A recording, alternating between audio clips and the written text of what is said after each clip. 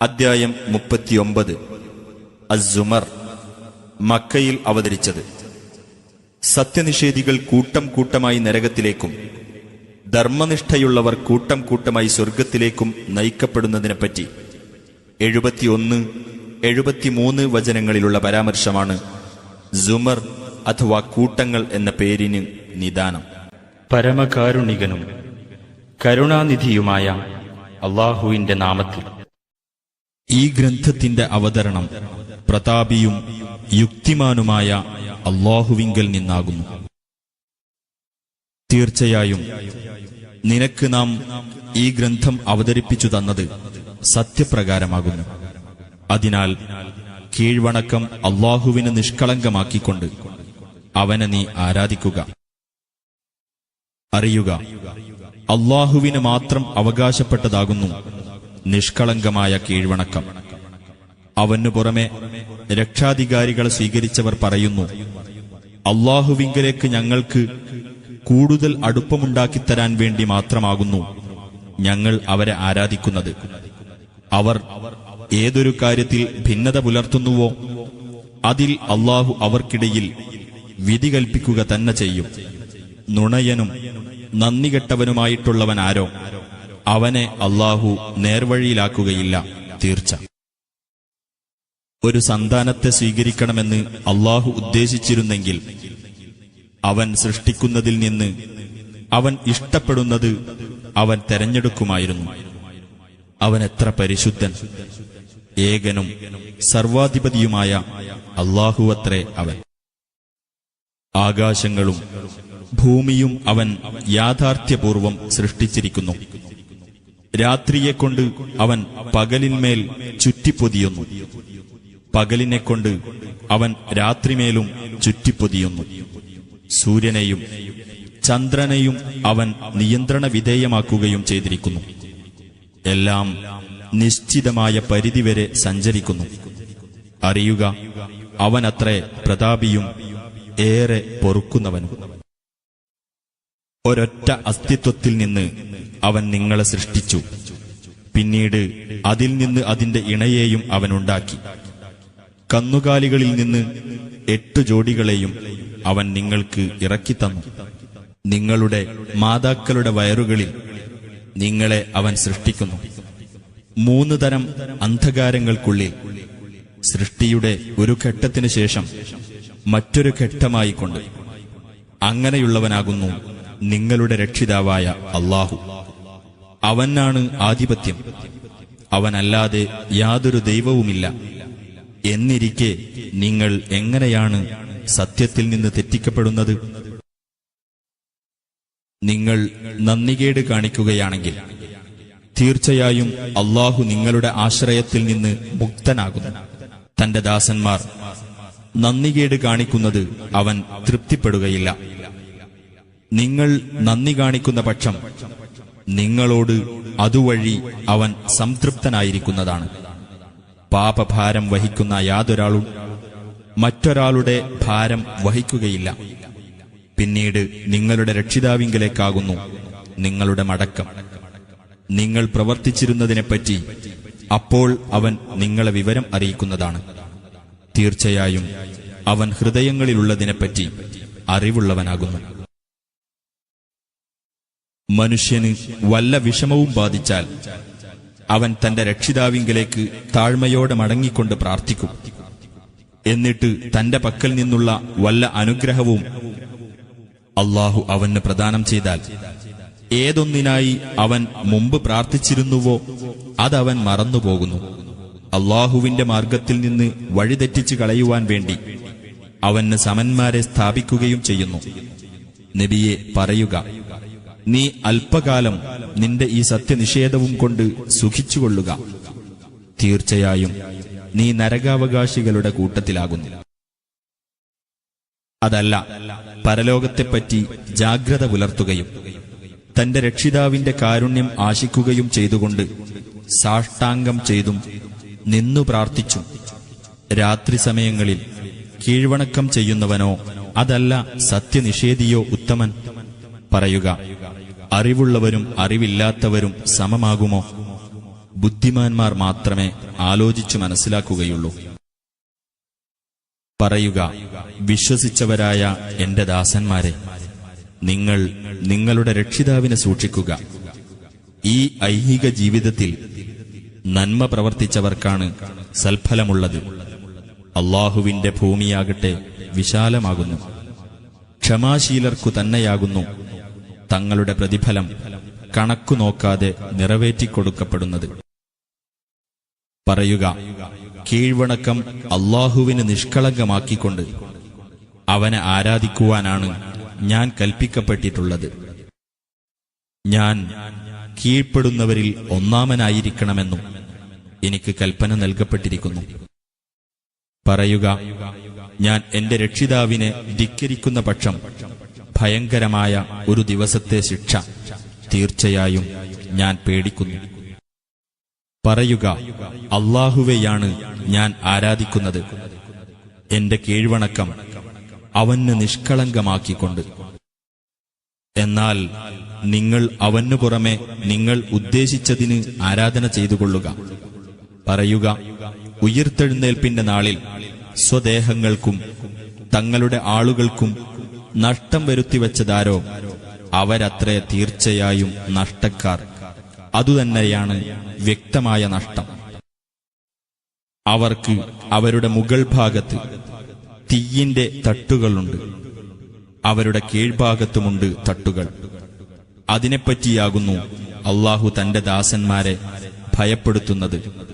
ആകയാൽ എന്റെ ദാസന്മാരെ, നിങ്ങൾ എന്നെ സൂക്ഷിക്കുവിൻ. ദുർമൂർത്തിയെ ആരാധിക്കുന്നത് വർജിക്കുകയും അല്ലാഹുവിലേക്ക് വിനയത്തോടെ മടങ്ങുകയും ചെയ്തവരാരോ അവർക്കാണ് സന്തോഷവാർത്ത. അതിനാൽ എന്റെ ദാസന്മാർക്ക് നീ സന്തോഷവാർത്ത അറിയിക്കുക. അതായത് വാക്ക് ശ്രദ്ധിച്ചു കേൾക്കുകയും അതിൽ ഏറ്റവും നല്ലത് പിൻപറ്റുകയും ചെയ്യുന്നവർക്ക്. അക്കൂട്ടർക്കാകുന്നു അല്ലാഹു മാർഗദർശനം നൽകിയിട്ടുള്ളത്. അവർ തന്നെയാകുന്നു ബുദ്ധിമാന്മാർ. അപ്പോൾ വല്ലവന്റെ കാര്യത്തിലും ശിക്ഷയുടെ വചനം സ്ഥിരപ്പെട്ടു കഴിഞ്ഞിട്ടുണ്ടെങ്കിലും അവനെ നിനക്ക് സഹായിക്കാനാകുമോ? അപ്പോൾ നരകത്തിലുള്ളവനെ നിനക്ക് രക്ഷപ്പെടുത്താനാകുമോ? പക്ഷേ തങ്ങളുടെ രക്ഷിതാവിനെ സൂക്ഷിച്ച് ജീവിച്ചവരാരോ അവർക്കാണ് മേൽക്കുമേൽ തട്ടുകളായി നിർമ്മിക്കപ്പെട്ടിട്ടുള്ള മണിമേടകളുള്ളത്. അവയുടെ താഴ്ഭാഗത്തുകൂടി അരുവികൾ ഒഴുകിക്കൊണ്ടിരിക്കുന്നു. അല്ലാഹുവിന്റെ വാഗ്ദാനമത്രേ അത്. അല്ലാഹു വാഗ്ദാനം ലംഘിക്കുകയില്ല. നീ കണ്ടില്ലേ, അല്ലാഹു ആകാശത്തുനിന്ന് വെള്ളം ചൊരിഞ്ഞു, എന്നിട്ട് ഭൂമിയിലെ ഉറവിടങ്ങളിൽ അതവൻ പ്രവേശിപ്പിച്ചു. അനന്തരം അത് മുഖേന വ്യത്യസ്ത വർണ്ണങ്ങളിലുള്ള വിള അവൻ ഉൽപ്പാദിപ്പിക്കുന്നു. പിന്നെ അത് ഉണങ്ങിപ്പോകുന്നു. അപ്പോൾ അത് മഞ്ഞ നിറം പൂണ്ടതായി നിനക്ക് കാണാം. പിന്നീട് അവൻ അതിനെ വൈക്കോൽ തുരുമ്പാക്കുന്നു. തീർച്ചയായും അതിൽ ബുദ്ധിമാന്മാർക്ക് ഒരു ഗുണപാഠമുണ്ട്. അപ്പോൾ ഏതൊരാളുടെ ഹൃദയത്തിന് ഇസ്ലാം സ്വീകരിക്കാൻ അല്ലാഹു വിശാലത നൽകുകയും അങ്ങനെ അവൻ തന്റെ രക്ഷിതാവിങ്കൽ നിന്നുള്ള പ്രകാശത്തിലായിരിക്കുകയും ചെയ്തുവോ, അവൻ ഹൃദയം കടുത്തുപോയവനെപ്പോലെയാണോ? എന്നാൽ അല്ലാഹുവിന്റെ സ്മരണയിൽ നിന്ന് അകന്ന് ഹൃദയങ്ങൾ കടുത്തുപോയവർക്കാകുന്നു നാശം. അത്തരക്കാർ വ്യക്തമായ ദുർമാർഗത്തിലത്രേ. അല്ലാഹുവാണ് ഏറ്റവും ഉത്തമമായ വർത്തമാനം അവതരിപ്പിച്ചിരിക്കുന്നത്, അഥവാ വചനങ്ങൾക്ക് പരസ്പരം സാമ്യമുള്ളതും ആവർത്തിക്കപ്പെടുന്ന വചനങ്ങളുള്ളതുമായ ഒരു ഗ്രന്ഥം. തങ്ങളുടെ രക്ഷിതാവിനെ ഭയപ്പെടുന്നവരുടെ ചർമ്മങ്ങൾ അതുനിമിത്തം രോമാഞ്ചമണിയുന്നു. പിന്നീട് അവരുടെ ചർമ്മങ്ങളും ഹൃദയങ്ങളും അല്ലാഹുവെ സ്മരിക്കുന്നതിനായി വിനീതമാവുകയും ചെയ്യുന്നു. അതത്രേ അല്ലാഹുവിന്റെ മാർഗദർശനം. അതു മുഖേന താൻ ഉദ്ദേശിക്കുന്നവരെ അവൻ നേർവഴിയിലാക്കുന്നു. വല്ലവനെയും അവൻ പിഴവിലാക്കുന്ന പക്ഷം അവന് വഴികാട്ടാൻ ആരും തന്നെയില്ല. എന്നാൽ ഉയിർത്തെഴുന്നേൽപ്പിന്റെ നാളിൽ കടുത്ത ശിക്ഷയെ സ്വന്തം മുഖം കൊണ്ട് തടുക്കേണ്ടി വരുന്ന ഒരാൾ അന്ന് നിർഭയനായിരിക്കുന്നവനെപ്പോലെ ആകുമോ? നിങ്ങൾ സമ്പാദിച്ചുകൊണ്ടിരിക്കുന്നത് നിങ്ങൾ ആസ്വദിച്ചുകൊള്ളുക എന്ന് അക്രമികളോട് പറയപ്പെടുകയും ചെയ്യും. അവർക്ക് മുമ്പുള്ളവരും സത്യത്തെ നിഷേധിച്ചു കളഞ്ഞു. അപ്പോൾ അവർ അറിയാത്ത ഭാഗത്തുകൂടി അവർക്ക് ശിക്ഷ വന്നെത്തി. അങ്ങനെ ഐഹിക ജീവിതത്തിൽ അല്ലാഹു അവർക്ക് അപമാനം ആസ്വദിപ്പിച്ചു. പരലോക ശിക്ഷ തന്നെയാകുന്നു ഏറ്റവും ഗുരുതരമായത്. അവർ അത് മനസ്സിലാക്കിയിരുന്നെങ്കിൽ. തീർച്ചയായും ഈ ഖുർആനിൽ ജനങ്ങൾക്കു വേണ്ടി നാം എല്ലാവിധത്തിലുമുള്ള ഉപമകൾ വിവരിച്ചിട്ടുണ്ട്, അവർ ആലോചിച്ചു മനസ്സിലാക്കുവാൻ വേണ്ടി. അതെ, ഒട്ടും വക്രതയുള്ളതല്ലാത്ത അറബി ഭാഷയിലുള്ള ഒരു ഖുർആൻ അവർ സൂക്ഷ്മത പാലിക്കുവാൻ വേണ്ടി. അല്ലാഹു ഇതാ ഒരു മനുഷ്യനെ ഉപമയായി എടുത്തു കാണിച്ചിരിക്കുന്നു. പരസ്പരം വഴക്കടിക്കുന്ന ഏതാനും പങ്കുകാരാണ് അവന്റെ യജമാനന്മാർ. ഒരു യജമാനന് മാത്രം കീഴ്പ്പെടേണ്ടവനായ മറ്റൊരാളെയും ഉപമയായി എടുത്തുകാണിച്ചിരിക്കുന്നു. ഉപമയിൽ ഇവർ രണ്ടുപേരും ഒരുപോലെയാകുമോ? അല്ലാഹുവിന് സ്തുതി. പക്ഷേ അവരിൽ അധിക പേരും അറിയുന്നില്ല. തീർച്ചയായും നീ മരിക്കുന്നവനാകുന്നു, അവരും മരിക്കുന്നവരാകുന്നു. പിന്നീട് നിങ്ങൾ ഉയിർത്തെഴുന്നേൽപ്പിന്റെ നാളിൽ നിങ്ങളുടെ രക്ഷിതാവിന്റെ അടുക്കൽ വെച്ച് വഴക്ക് കൂടുന്നതാണ്. അപ്പോൾ അല്ലാഹുവിന്റെ പേരിൽ കള്ളം പറയുകയും സത്യം തനിക്ക് വന്നെത്തിയപ്പോൾ അതിനെ നിഷേധിച്ചു തള്ളുകയും ചെയ്തവനേക്കാൾ കടുത്ത അക്രമി ആരുണ്ട്? നരകത്തിലല്ലയോ സത്യനിഷേധികൾക്കുള്ള പാർപ്പിടം? സത്യവും കൊണ്ടുവരുകയും അതിൽ വിശ്വസിക്കുകയും ചെയ്തതാരോ അത്തരക്കാർ തന്നെയാകുന്നു സൂക്ഷ്മത പാലിച്ചവർ. അവർക്ക് തങ്ങളുടെ രക്ഷിതാവിങ്കൽ അവരുദ്ദേശിക്കുന്നതെന്തോ അതുണ്ടായിരിക്കും. അതത്രേ സദ്വൃത്തർക്കുള്ള പ്രതിഫലം. അവർ പ്രവർത്തിച്ചതിൽ നിന്ന് ഏറ്റവും ചീത്തയായതുപോലും അല്ലാഹു അവരിൽ നിന്ന് മായ്ച്ചു കളയും. അവർ പ്രവർത്തിച്ചതിൽ ഏറ്റവും ഉത്തമമായതനുസരിച്ച് അവർക്കവൻ പ്രതിഫലം നൽകുകയും ചെയ്യും. അവന് പുറമെയുള്ളവരെപ്പറ്റി അവർ നിന്നെ പേടിപ്പിക്കുന്നു. വല്ലവനെയും അല്ലാഹു പിഴവിലാക്കുന്ന പക്ഷം അവന് വഴികാട്ടാൻ ആരുമില്ല. വല്ലവനെയും അല്ലാഹു നേർവഴിയിലാക്കുന്ന പക്ഷം അവനെ വഴിപിഴപ്പിക്കുവാനും ആരുമില്ല. അല്ലാഹു പ്രതാപിയും ശിക്ഷാ നടപടി എടുക്കുന്നവനുമല്ലയോ?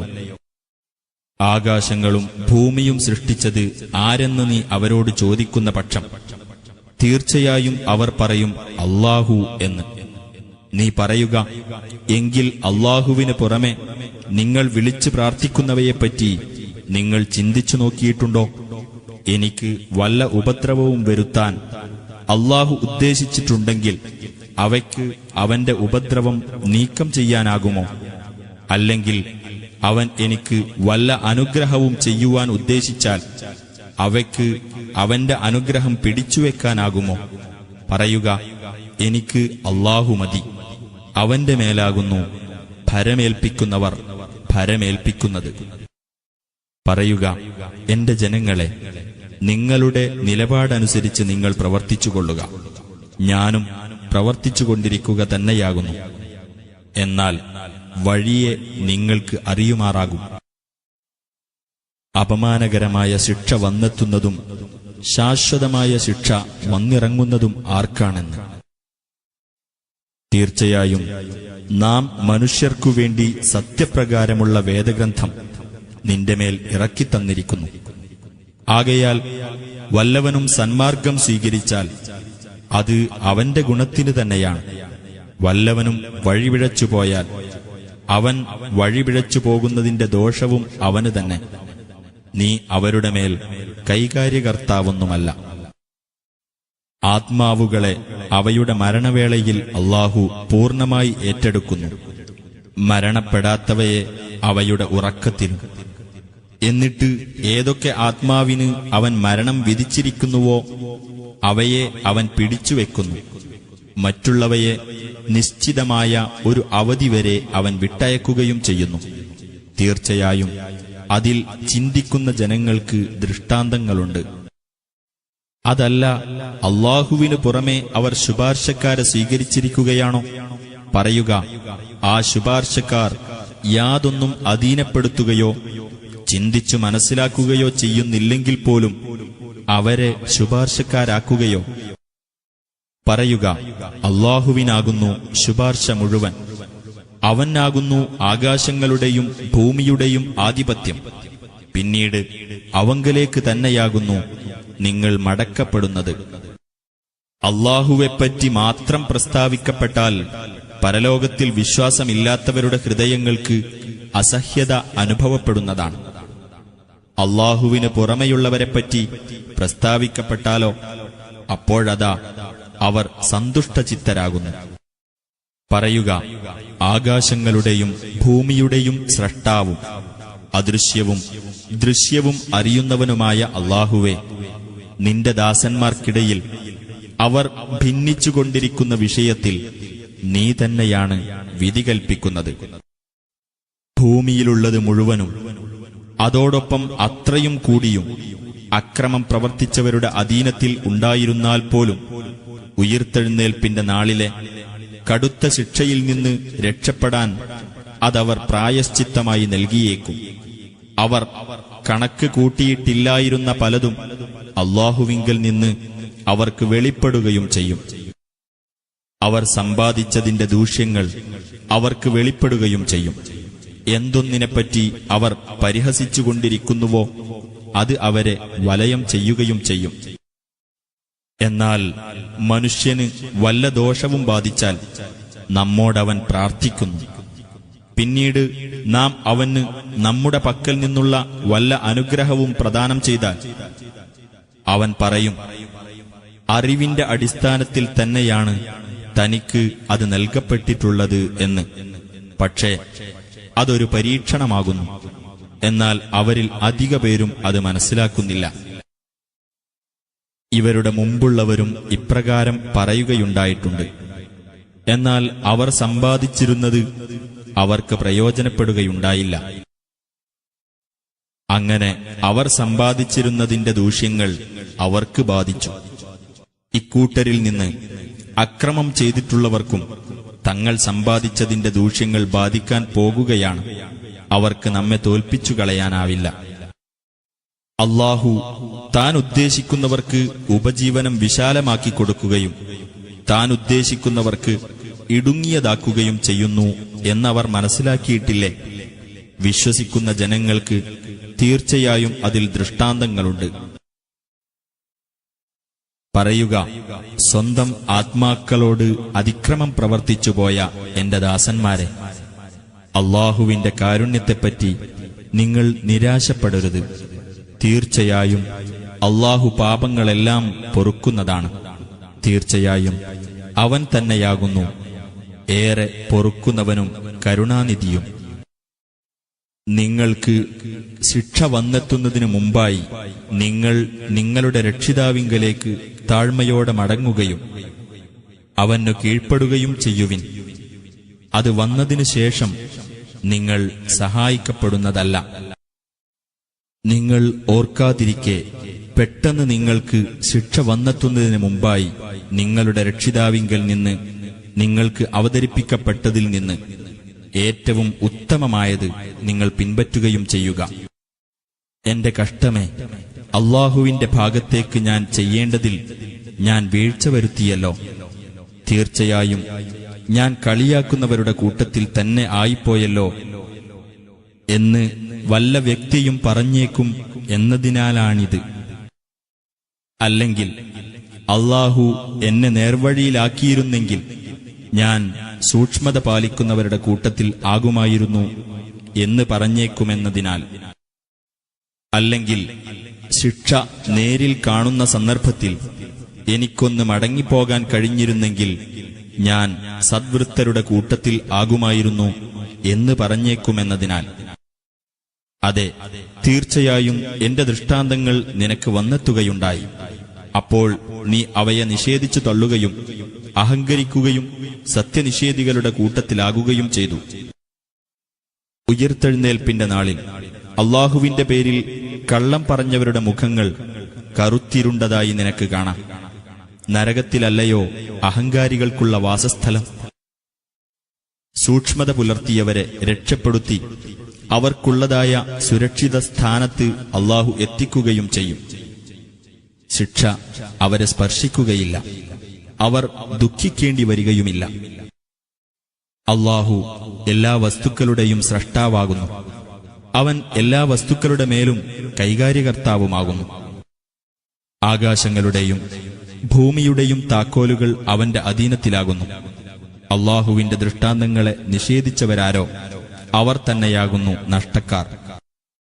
നബിയെ പറയുക, ഹേ വിവരം കെട്ടവരെ, അപ്പോൾ അള്ളാഹു അല്ലാത്തവരെ ഞാൻ ആരാധിക്കണമെന്നാണോ നിങ്ങൾ എന്നോട് കൽപ്പിക്കുന്നത്?